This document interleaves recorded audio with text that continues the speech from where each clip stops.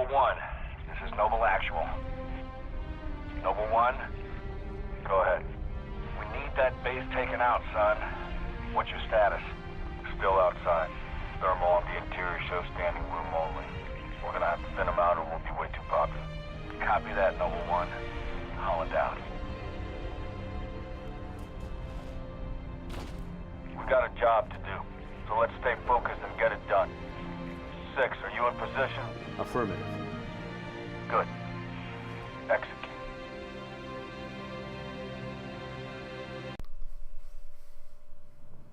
Hey, what's up everyone? Nick here. Welcome back to the Halo Reach Legendary difficulty walkthrough. We are moving on to Mission 9. This one is called The Package, and right now we don't know what the package is, but we will be finding that out later on, and it's going to be very, very important. It's going to be a critical event which has a lot of impact on the future of the Halo franchise, and so it really kind of ties this game in to the future Halo games. Remember, of course, though, if you're new to Halo, remember that this is a prequel game. So this game came out after the original Halo games featuring Master Chief and Cortana doing their own thing. In fact, I mean, you could even argue that it's a little funny that this game is called Halo Reach. It's called Halo because it's in the Halo franchise. But there was actually, at this point in the timeline, the humans have no knowledge of what a Halo even is. They just have no concept of that. So it's kind of funny in that regard, because obviously the Halo is something that Master Chief and Cortana first stumble upon in Halo 1. But that is a story for when we get there later on my channel. Anyway, what you're going to want to do is, there's actually a pretty intense fight right here. So there are a lot of grunts, and a good amount of them have these fuel rod cannons. And then there's also a lot of turrets in the area. There's a lot of snipers in this first initial area.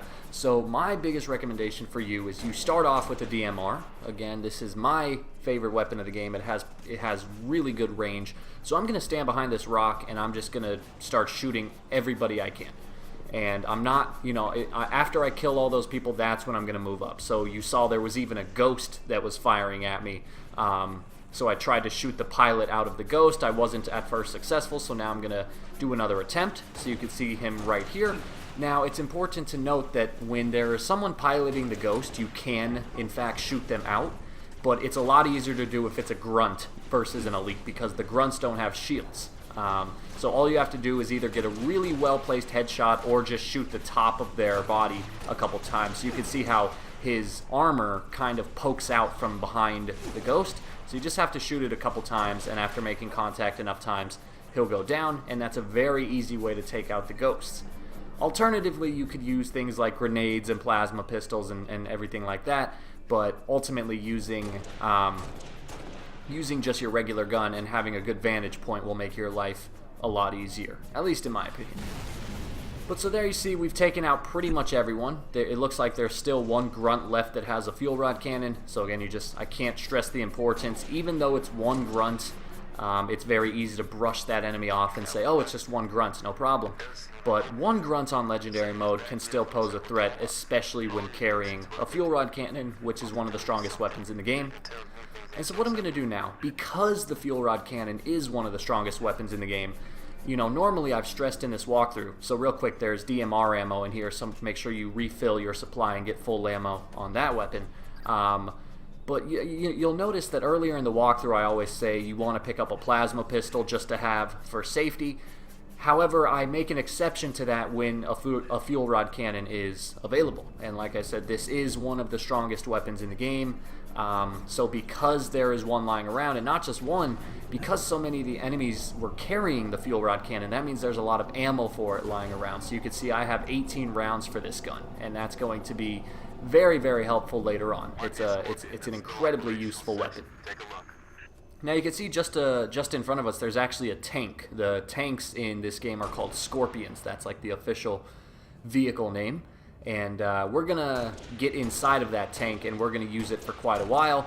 The tanks are incredibly overpowered. They can destroy anything in one hit. That being said, they're also very slow, and they are not very agile. The controls are a bit clunky, So what can happen is if you just run out into the battlefield, you're going to get torn to shreds by turrets. So notice all of the turrets right here. I'm not dealing with them with the tank. Instead, I'm kind of peeking my head over these rocks, using my weapon to eliminate the tank or the turret operators, and then that will make my life easier right now. But there is going to be a ghost right along this ridge. So first I'm going to stop and let this AI hop on board to provide some cover fire. And now I'm going to go for it. And so you're going to see a ghost right here at the very beginning. And just watch how easy this is. Boom. Ghost is dead. Two ghosts dead in about 3 seconds. Incredibly powerful vehicle. But like I said, you can already kind of tell just by how I'm steering. The controls are tough to get used to. And it's a very slow vehicle. So the biggest thing you're going to note here is that I'm going to shoot everything from very far away. And the cool thing is I'm actually going to show you how to get an achievement. So there's an achievement for the game for getting to the end point without your tank catching fire on heroic or legendary difficulty. It might even be just on legendary difficulty. I can't remember. In fact, I didn't set out in this walkthrough trying to show you how to get that achievement. It's just it came naturally because I was trying to be as careful as possible. But the biggest strategy for this tank section is to just move slowly. I know that, you know, with the tank in your possession, you're going to be tempted to just, you know, go out guns blazing and tear these guys to shreds, but I promise you, you're not going to last long. The turrets will just very quickly destroy the tank on legendary, so it's just not worth the disappointment. So instead, you just want to take it very slowly, turn your corners very cautiously, and again, just try to shoot everything from very far away. So first things first, we're going to deal with these two anti-aircraft guns. So these are the same guns that we saw way back in Chapter 5, Tip of the Spear, and what we had to do in that chapter is we actually had to go inside of the anti-aircraft guns and disable the generators to make them blow up. I'm going to show you that you can actually destroy these things without ever leaving your tank. Now the only threat here, aside from the couple of ghosts and ground soldiers, is there's going to be a lot of banshees flying in the air. So notice how right now I'm going to destroy these two banshees. Trick to destroying the banshees that are in the air is aim just slightly in front of them. You know, it's just a bit of physics. You know that if you aim on the actual vehicle that's moving, then that by the time your projectile gets there, it's going to have missed the target. So by aiming just ahead of a moving target, you'll be able to hit it. And again, that's just kind of simple physics tying into a video game. And these banshees, typically so that was a really far hit. I was pretty proud of that one. That guy hit from really far away. The banshees more or less are going to spawn infinitely, so don't sit here trying to kill every single one. Instead, what you're going to want to do is just kill the two that are currently in the air, make sure that you have a small gap before the next two show up, and then check this out. I can actually shoot inside of the anti-aircraft gun from my tank. So by shooting through the door right here, I shot it 4 times, and you can see that the thing worked and it's about to explode. So just from that little trick, you can destroy the first gun without ever having to leave your tank, and that's really helpful because obviously, if you leave your tank, you risk getting yourself killed by any ground soldiers or ghosts in the area, or you know the banshees will have a much easier time killing you on foot than they would while you're in the tank.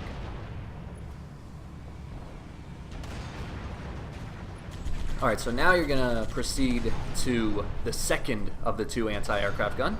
You're going to kind of stick to the same strategy here. First, try to eliminate all the ghosts in the area, all the soldiers on the ground, and now we're going to get to work destroying these banshees. Again, that was a pretty far hit that I was proud of. Here comes the second one. Just line this up, and should hit him. There we go, 2 for 2.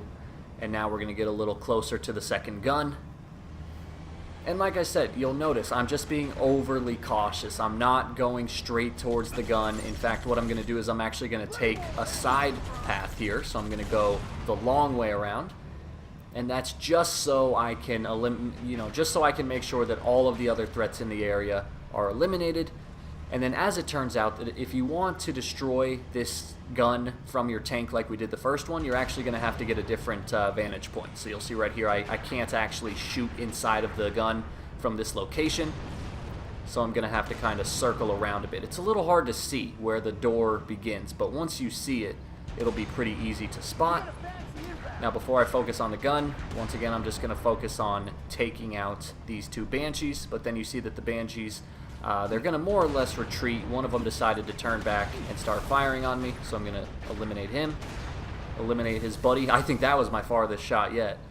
And now you can see inside the gun from this location right here, so just shoot about 4 shots in there. Might take a couple more just to make sure you actually hit it, but there you go. Really easy way to destroy those guns without ever having to leave the tank. Make your life a lot easier. Alright, and so we're coming to the end of the tank section here, but we're not quite done. There's going to be a part coming up where there are a lot of rocks and there's a lot of turrets on the mountainside that are kind of hard to see. So I'm going to try to show you the best way to do this. And if you've been following me so far, you'll probably be able to get this achievement. Now right here, you're going to get the checkpoint. And this part might take you a couple times. So you're going to notice there's going to be a cut in the video because I did die, I think, 3 or 4 times when I was recording this. So here you go, you'll get the checkpoint. A couple ghosts are going to fly over the ridge right here. So make them your priority, take them out. There's going to be a turret on the other side of that rock that I just shot, so make sure you get that out of the way. Alright, and so now on the other side of this rock there's going to be 2 of the Revenant vehicles. And these guys can really tear you apart quickly. So right there, that was a turret that I just destroyed. Again, it might be kind of hard to see because these things are really far off in the distance. But here I go, I'm going to poke my head out. I'm going to destroy the first Revenant. Try to destroy the second Revenant, which is way far off in the distance. There we go, that's both Revenant. Now you're going to see there's a turret over here. So go ahead and shoot that. And now there's one more thing to worry about. So what I'm going to actually do is I'm going to hop out of the tank here. I'm going to use my DMR, and look how far away this guy is. So on this mountainside right here, you're going to see a turret that can shoot fuel rod cannon shells at you. So I'm going to try to shoot the grunt out of the pilot seat. You see he's going to start shooting at me, and I just wasn't able to connect with my DMR. So instead I'm going to do a little improvising. Again, you could do this with the tank, but the problem is if that guy starts shooting at you, the tank's just not fast enough to dodge it. So I'm going to take out my fuel rod cannon, and I'm going to shoot this turret down from this far away. Now again, physics comes into play. These projectiles are going to decrease in height, so you're going to have to aim above the turret so that by the time it makes contact with the turret, it actually does make contact. But there you go. That turret is now out of the picture. I'm just going to confirm. There's the grunt. He's trying to flee. I don't think so. Alright, and now you're good to hop back inside the tank. I think there's one more turret you're going to have to be careful of, but as you can see, that's a really easy way to get through this turret section without ever really taking any damage to the tank. And like I said, you'll get yourself an achievement if you're able to do just that. So the final turret is off behind these rocks here. I'm going to line up. You'll always know that you hit your target because, one, you'll see a plasma explosion, which is typically like a bright purple and blue color, and you can also usually hear it. You can hear the metal of the whatever you hit kind of crunching inward. But alright, here you go. So now we're going to scale this hill, destroy these last couple things, and as soon as you get to the top of this hill, you should get the achievement I was talking about, so long as your tank is not on fire. So tank beats everything. Nice way to get that. I think you can get it on either heroic or legendary, but why not up the challenge and just go straight for legendary? Alright, and so now we are at the Oni sword base. So this should look somewhat familiar to you, because this is where we were in chapter 3 of the game, Oni sword base. And now we're going, so at this point in the game, real quick, so you're going to come to the top of this hill here. There's going to be a couple elites fighting against Carter and Emil, so you're going to help them out. But yeah, guys, so at this point in the game, things are not looking good. George is dead. Kat is dead. There are only 4 members of Noble Team left alive. We've basically realized that Reach is not going to survive this. The Covenant presence here is just too powerful, too strong, and it was too unexpected. So the Covenant it looks like they're going to claim Reach. And unfortunately, this is something you guys, I think I've talked about it previously in the walkthrough, but when the Covenant claim a planet, they're not just taking over the planet, they are glassing the planet. So what that means is that their ships from orbit, they shoot down these giant beams of plasma, and they essentially burn the entire surface of the planet.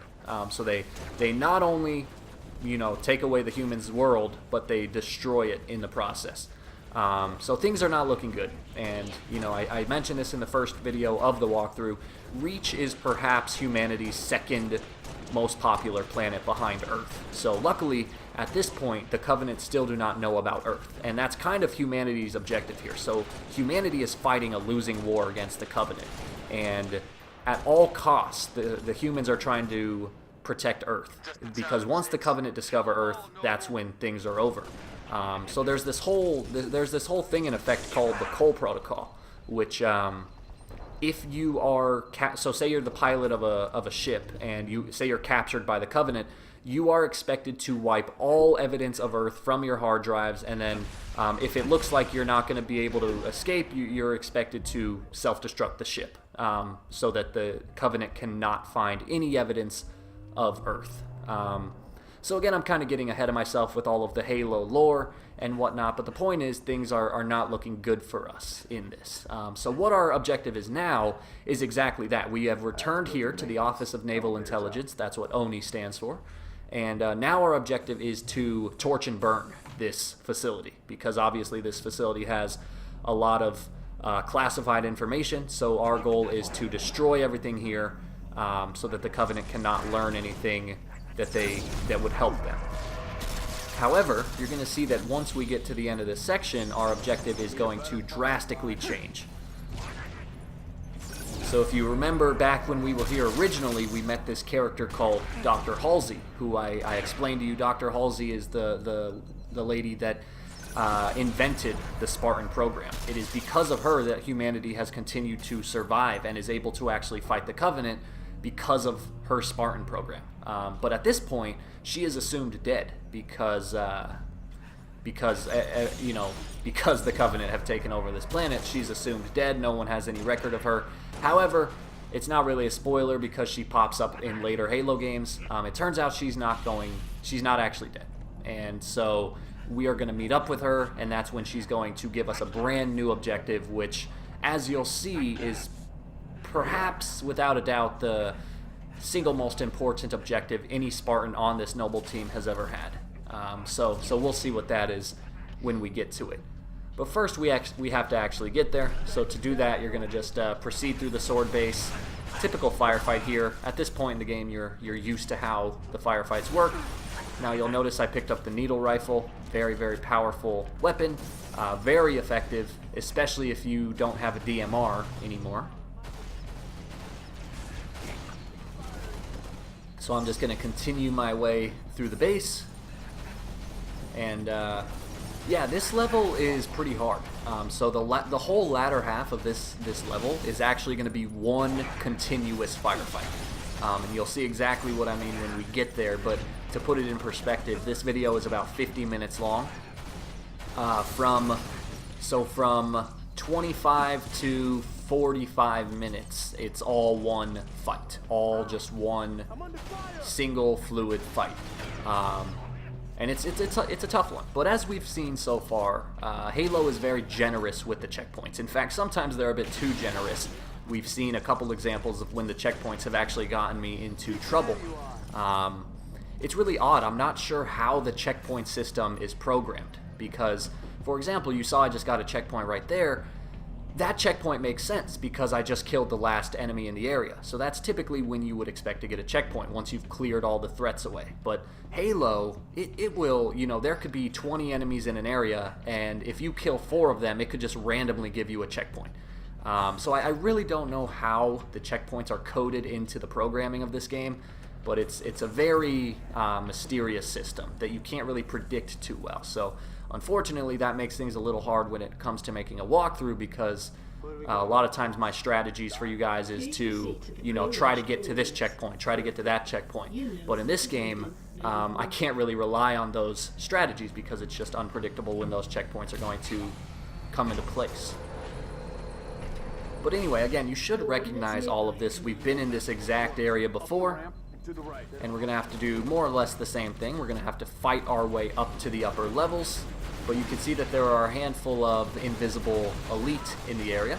Now, the good news is, as we've talked about the invisible elite, they typically have weaker shields, so they're at least a little easier to kill. The problem here comes from the fact that there are so many of them. So you might be focusing on one, and the other one's just going to start tearing you to shreds. So the best piece of advice I can give you is just to kind of creep around this corner here and just try to focus on one at a time. If you creep around the corner, that eliminates like half of the map from your view, which means that, you know, some of the elites on that half of the map aren't going to be able to shoot you. Now, at the far end of this room, there's actually an engineer, which again, the engineers can amplify the shield strength of the surrounding Covenant. Luckily, the engineer is a little too far away to actually do any harm, so I'm going to finish off this elite right here, and then I'm going to take out the engineer as well. So again, you should see him floating right there in the distance. As usual, I don't like killing the engineers because the engineers are not hostile creatures. In fact, it's funny, the book that I'm reading right now, Contact Harvest, that book is about when the Covenant actually first make contact with the humans, and it showcases the start of the Human-Covenant War. And there's an engineer that when the engineer finds out about the humans, it actually, so the engineers, they are masters at making things. They can make anything, they can fix anything, that's just what they do, hence their name, engineers. Their actual species name is called Huragox, but the point is, in this book, the engineer, when it finds out about the humans, it actually takes apart pieces from the Covenant ship, and it turns those pieces into human tractors. So one of the human tractors that are used on the planet Harvest that the Covenant first invade. The reason it does that is because it was attempting to make a peaceful encounter with the humans, kind of a sign of like a treaty, like here, a peaceful thing. Anyway, go ahead and follow this to our objective.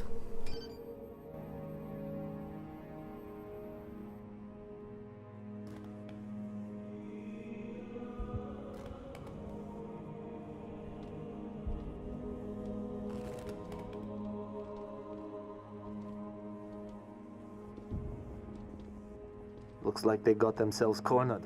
Or were committed to the position. I'm going with cornered. There's nothing here. No load-bearing columns either. Sir, if we're supposed to blow this place, this ain't the spot to do it from. Dot, check your vector. Vector confirmed, Commander. We are precisely where Oni has directed. Apologies. Coordinates revised. Please confirm? Revised? By an AI of unknown origin, whose clearance is well above my own.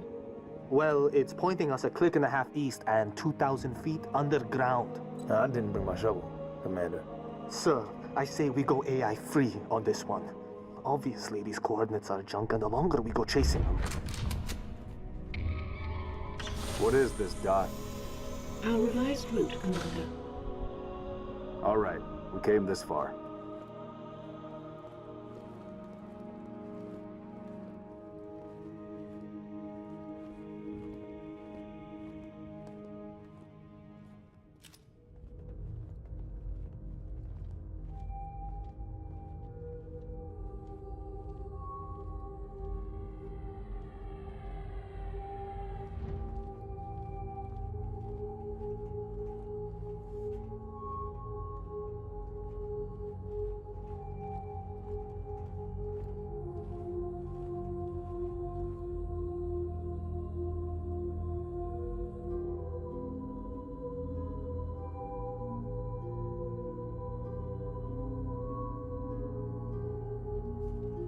Your new AI friend tell you anything else, Dot?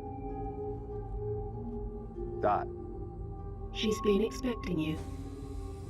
That's perfect. Apologies for the unusual security measures, Commander, but the stakes demand it. Dr. Halsey. Casualty reports have you listed as... Yes, well, as they say, news of my death has been greatly exaggerated. I only wish the same could be said of the rest of Noble Team. We all do, ma'am. It may please you to learn that the data module Noble 2 procured from Visegrad Station contained precisely what my scientist promised. A latchkey discovery. It has unlocked, at last, the secrets of this excavation. Not sure I understand. Your orders were a pretext to bring you to me, and have been overridden. You are here, Team Noble, to ensure the delivery of this vital data to a secure location. Doctor, our orders are to destroy all sensitive material. Others will handle the demolition. I'll need to confirm this new directive with command. Colonel Holland will be briefed. You belong to Oni now.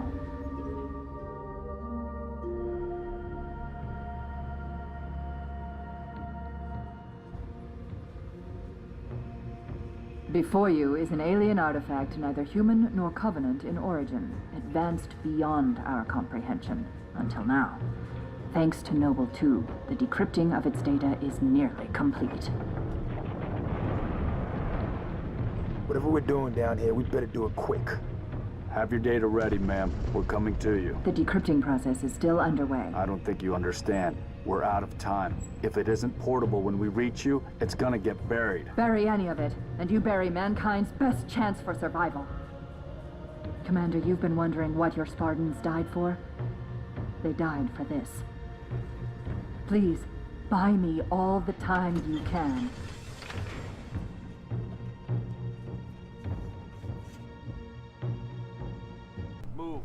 Commander. Alright guys, so here we go. Dr. Halsey is locked up in her lab and she needs us to buy her time. She is doing something that she claims is important to humanity's survival and we have to obey. So we have to defend this area. Now, as usual, the good news here is that when you see the word defend, as in defend Halsey's lab, that doesn't actually mean that her lab can get destroyed. So I'm sure you guys have played video games where it says defend something and then that something has like a health meter, and if that health meter goes to 0 then you actually lose the mission. That's not the case here. So when it says defend Halsey's lab, it really just means kill all the Covenant, and that's it. So right off the bat, there's actually going to be 4 turrets in this area that you can activate to, you know, shoot the Covenant. The turrets aren't incredibly useful here. More or less, they are just kind of out of the way, and also they don't have very strong shields, so the Covenant are going to the turrets can eventually overheat if they get shot too much, and then you're going to have to reactivate them. And on Legendary, it's just not that feasible, because in order to reactivate them, you're going to have to get to them, and that in itself can be kind of hard. Now this actual fight is going to take 20 minutes. This is a really long firefight. So your best friend here is checkpoints. So the Covenant are going to kind of come in waves, and more or less every time you complete a wave, you'll get a checkpoint. But as we just talked about, the checkpoints in Halo can be a bit unpredictable, so you might even get some checkpoints without meaning to. And so that's going to be your best friend here, is getting those checkpoints. And then I'll also tell you that out of all 4 of these turrets, Turret D is going to be the most valuable. So we're going to be using that quite a bit.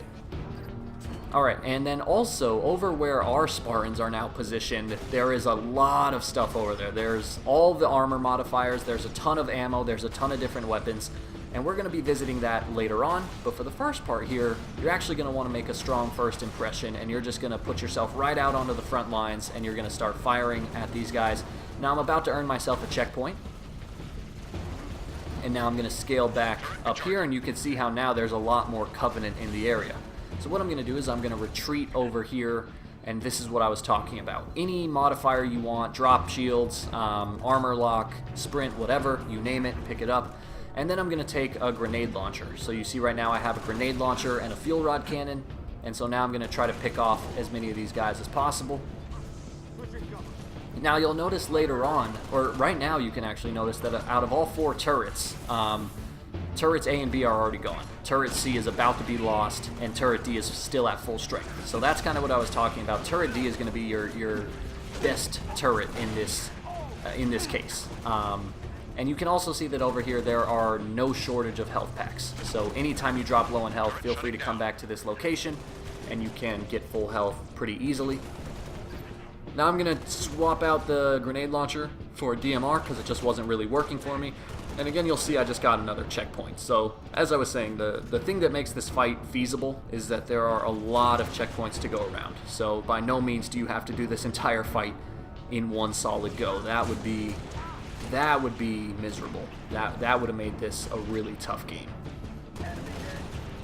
But alright, so what I'm doing is I'm just hanging out by these doors, taking on wave by wave. Now, eventually things are going to get a bit too heated, and that's when I'm going to take a different approach. I'm going to go for a better vantage point. Now, you can see up in the sky, there's actually a couple banshees. There's going to be a wraith off in the distance, so there you can see it's already shooting at us. And then there's going to be a couple ghosts. And so what I'm going to do now is I'm going to hop in the mongoose, and I'm going to go speed away for the turrets. So you'll see a cut in the video right there because I just got a checkpoint.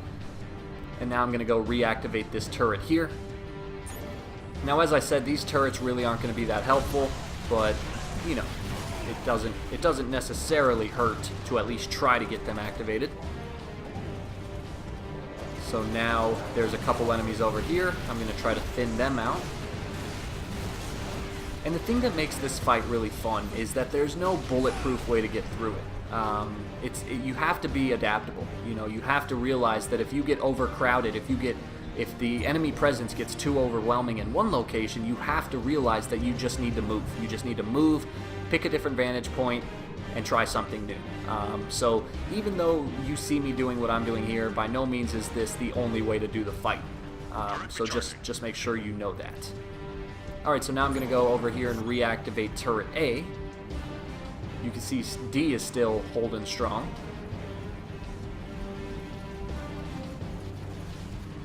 And this fight's going to take a while. It's a really long fight. So that Phantom's just hanging out there. Here's the turret D. And now I'm going to kind of hang out by this turret for a little bit. And my reasoning here is simple. From this turret, I can shoot at the Covenant. If the Covenant try to run at me, the turret's going to help me and kill them. And then you'll also see there's a path to my right, which can it's a secret path that can take you right back to the defense doors. So if things get too hot, you can actually take that path, and in fact, you're going to see me do that a little later on.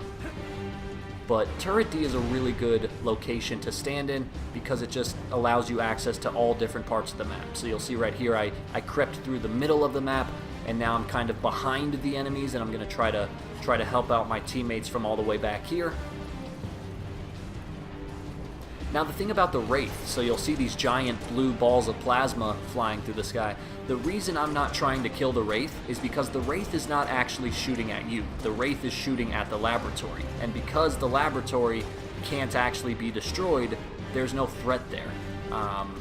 The reason the Wraith is doing that is because the Wraith is behind a giant mountain, so it can't actually see you. It can only know where the lab is located. Now right there I got myself another checkpoint, so that is why there was a cut in the video. But so the Wraith is over here, and the Wraith is really not much of a threat. The only time the Wraith can be a threat is when you're standing near the laboratory doors, but even then there is ample amount of cover to keep you safe. Alright, so now I'm going to resort back to my old strategy. I'm going to start shooting these guys from behind. And again, the reason this is so effective is because all of the enemies, they're focused on destroying this turret, and they're focused on all of my teammates over by the doors. So that means I can kind of just roam around this map, you know, without having to worry about them focusing on me. Now, turret D just got destroyed. That means it has to take a couple seconds to recharge. So in that time, I'm going to resort back to shooting the enemies from behind. Now that they're kind of taking note of me, they're going to start pursuing me over here. And I'm going to go ahead and reactivate the turret. So there you go, it's still actually working. And that'll help me out. Alright, so now we're about halfway through. I'm going to get a checkpoint right here, and that will result in a cut in the video. Now, I'm going to keep doing what I'm doing. Now I'm going to make my way back towards my buddies over here, who are probably kind of mad at me for ditching them. Maybe we can grab a Banshee and bring the fight to them. So the Banshees aren't even really focusing on me, and here's that secret path I was talking about. So here is turret D, and you can actually go up and down that path. So it's a really easy way to get from spot to spot. Now you can see all of these elites that just spawned, and good thing I activated my turret, because now I'm going to start shooting the hell out of them. And also notice that the turret is just big enough to provide me with cover. So I can duck down behind this turret, and the elites will have a really hard time actually being able to shoot me. So again, I can't emphasize it enough. Turret D is one of your best friends in this part. And just more and more enemies are going to start approaching me. So I'm just going to hide behind this turret, let the turret do most of the work. Now you'll see right here, if you do this, eventually the turret's going to take too much damage and it'll shut down for a little bit. But, you know, just give it a couple seconds and you should be able to reactivate it. That's exactly what I'm going to do. And now we're good to kind of move on. So now I'm going to resort back to shooting these guys from behind. Again, they're all going to be kind of focused on my teammates, so that allows me to flank them pretty easily.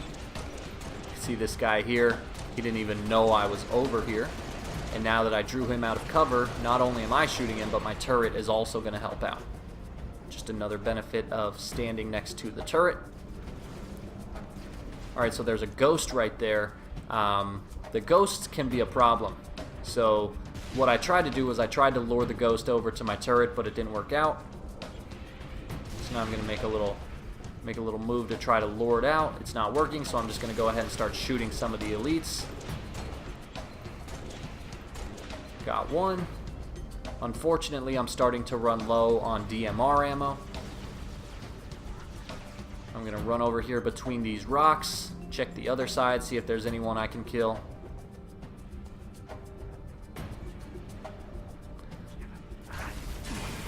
That was not fair. Now, unfortunately, or fortunately, or actually, I don't really know how it works, to be honest. But sometimes in objectives like these in different video games, it's not actually how many enemies you kill; it's just how long can you survive. So typically, games will say like, "Oh, if you just survive 10 minutes, then you'll be successful." I think this one is a combination of both. I think you do have to kill a certain amount of Covenant, but it's also a time limit thing. Like, you don't have to kill every enemy in the area. That's not going to be the case. So more, you know, you're probably just going to have to kind of survive for most of the time. You do have to kill Covenant. You can't just get through this without killing a single alien, but I think some of it has to do with just waiting out the clock. So that kind of works to your favor. Alright, so this is that secret path I was talking about that can take you straight from the turret to this area once more. So now that I'm here, I'm going to be able to resupply on ammo. You can see I've used most of the DMR ammo, so I'm going to pick up a pistol now instead. Oh wait, I think I picked up DMR ammo too. But now I'm going to start using the pistol.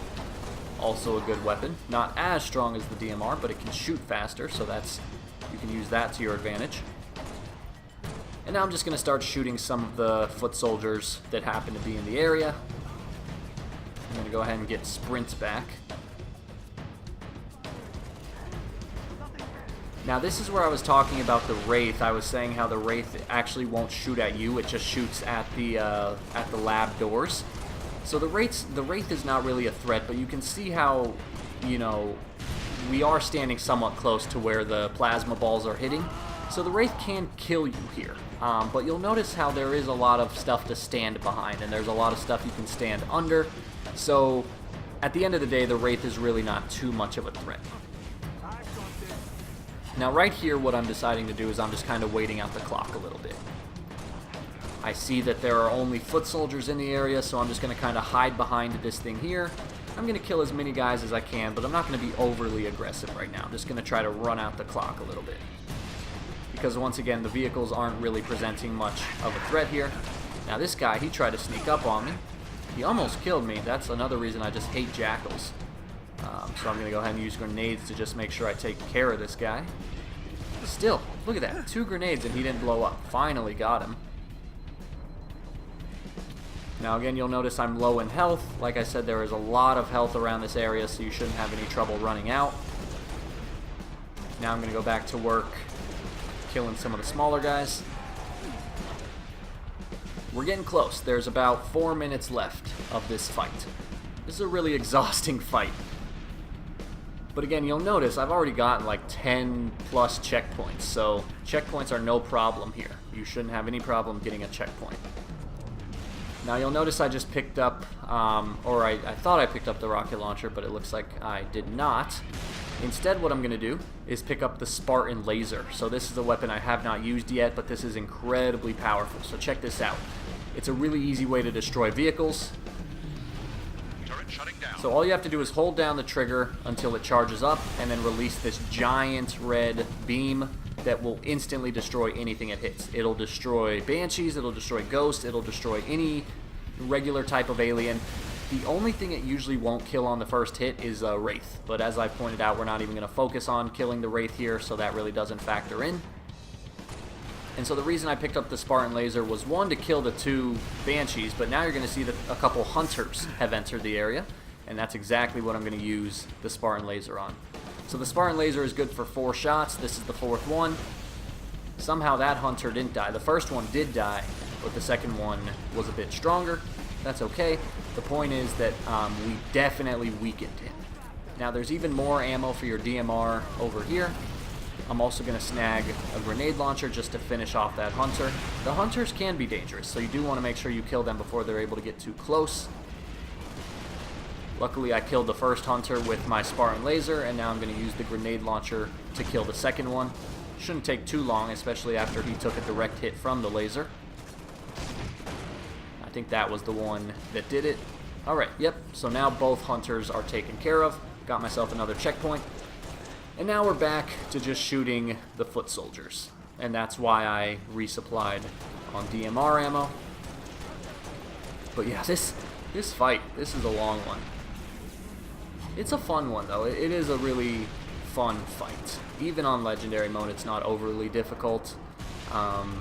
So I do enjoy this fight. The package is almost ready. And it's just insane, like, it really puts into perspective how powerful the Spartans are. So, I remember, actually, just last night I watched so I've been talking about this book called The Fall of Reach. I watched this movie, which is an adaptation of the book. It's called Fall of Reach. And Dr. Halsey, she's explaining her Spartans to someone, and they say, how powerful are these Spartans going to be? And she says that 1 Spartan could equal like 5 UNSC destroyer ships. That's how valuable these Spartans are going to be. And I mean, just look at it right here. This is evidence. There are, how many Spartans are there right now? 3, 4 in the area? I don't know. Yeah, June is with us. So right now there's four of us Spartans here, and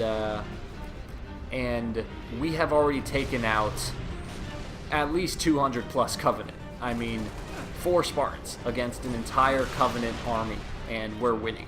And so, now obviously it's a video game, so like, we're expected to win, but still, you know, the Spartans are just insanely powerful. Very, very valuable, and it is because of the Spartans that humanity did not go extinct at the breach of the Human Covenant War. Alright, so we're just about at the end. I'm going to reactivate Turret D, even though it's not going to do much use now this late into the fight. Now you can see this guy, he's going to charge at me. Lucky for him, I'm a good marksman. Or I mean, unlucky for him, I'm a good marksman. I took him out. And we're getting really close, so eventually Dr. Halsey, she's going to say, alright, that's it, come on, get in. And then you're just going to have to run for the door. You don't have to kill everyone, you don't have to clear the area, you just have to run to the door, and that will trigger the final cutscene of the level. And like I said, it's going to be a very important cutscene that plays a lot into the future Halo games. So I don't know when I'm going to get to those games, but I'll tell you right now that if you are at all interested in following the story of the later Halo games, it is imperative that you watch the cutscene that's about to come up. The other cutscenes that I've told you to watch, I told you to watch because they're just really cool, and they showed some of the Noble Team Spartans dying. But this cutscene is actually crucial to the story, to the Halo story, not just in this game, but in the entire franchise. Alright, so there we go. The objective is now complete. Dr. Halsey's going to tell us to get to the lab. I'm opening the laboratory door. And so just run for the doors, and that will bring about the end of the level. So anyway, thank you guys for watching. Like and subscribe if you get the chance. I really hope that you are enjoying this walkthrough, because I know I am. And the next video is going to be the last video of the game. It's going to show you both chapters 10 and 11.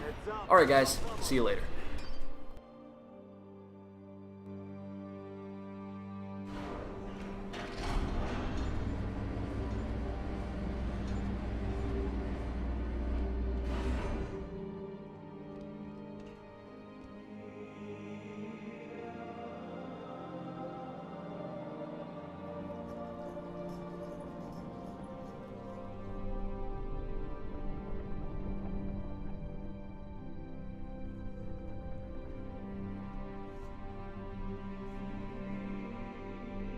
What is this stuff? Knowledge. A birthright from an ancient civilization. This AI is its custodian, and she has chosen you as her couriers. Chosen? By an AI? By this AI, yes. Her measure of you carries as much weight as my own, perhaps more. You are to take her to the UNSC shipbreaking yard in Azad. There, you'll find a Halcyon-class cruiser waiting to get her off-planet. I understand. Do you? Mankind is outmatched. When Reach falls, and it will fall, our annihilation is all but certain. Unless we can glean from this artifact a defense against the Covenant. A game-changer. On the level of the conical bullet in the 19th century, or faster-than-light travel in the 23rd. And what if we can't? An apt question, if there were somewhere else to place our hope. There is not.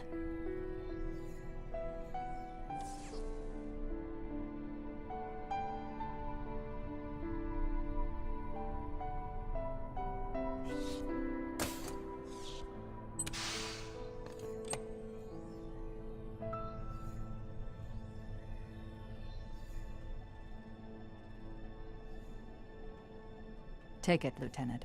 She has made her choice. Do you have it? Yes, Say the words, please. I have it.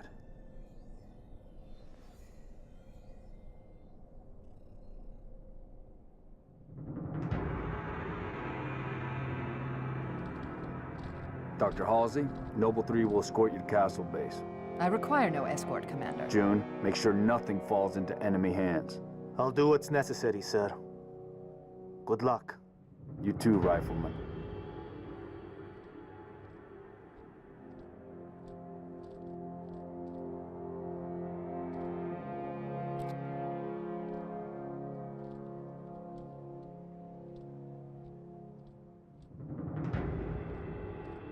I need a heading, Dot. At 3 kilometers north, turn right, heading 050. Which leads to? The shipbreaking yards in Azod, the only off-planet extraction point left on this continent. Small-scale air attacks have decimated many convoys en route. An armada of Covenant cruisers is hastening to the site as well. UNSC cruiser Pillar of Autumn is awaiting your arrival.